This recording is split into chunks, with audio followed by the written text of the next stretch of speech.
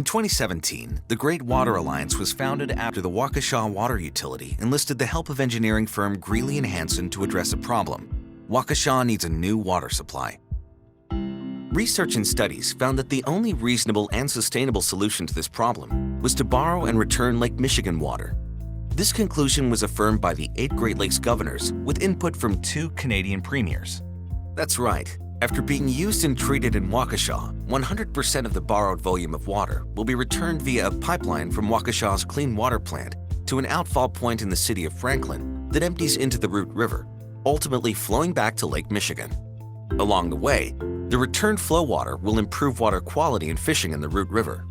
The clean water plant currently treats an average of 10 to 12 million gallons a day, although it's capable of handling an average of 18.5 million gallons a day and a peak flow of 23 million gallons a day.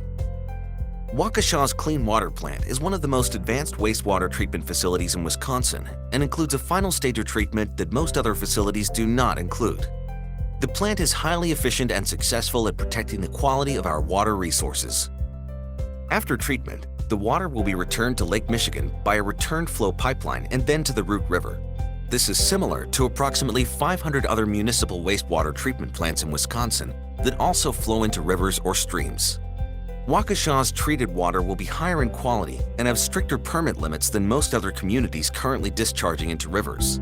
The treated water will have lower concentrations of phosphorus and suspended solids than the Root River itself, so the overall concentration numbers in the river will drop, improving water quality.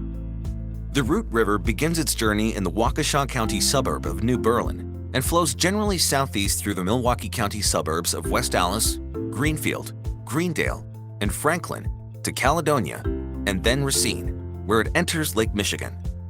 Since 1966, the base flow of the Root River has been found to be too low during dry periods to support water quality, recreation, and fishery goals for the watershed.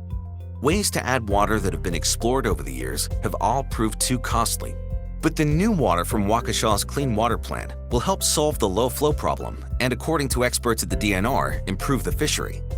The planned increase of 8 million or so gallons a day that will enter the system will help raise levels by as much as 6.5 inches during low flow conditions, effectively solving this generations-old problem.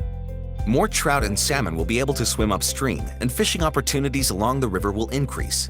Fish will also be able to reach the Root River steelhead facility during these low flow periods. Because natural reproduction of trout and salmon doesn't occur in Wisconsin waters, Lake Michigan trout and salmon fishing is dependent upon the success of egg collection facilities like the Root River steelhead facility. During high-flow events like big rainstorms, studies confirm that the Great Water Alliance's increase in flow will be virtually undetectable. The return flow outfall will also enter the Root River downstream from common flooding areas. As stewards of Wisconsin water, the Waukesha Water Utility and the Great Water Alliance, with help from the University of Wisconsin Parkside and the U.S. Geological Survey, are committed to monitoring water quality on the Root River for years after the program is complete.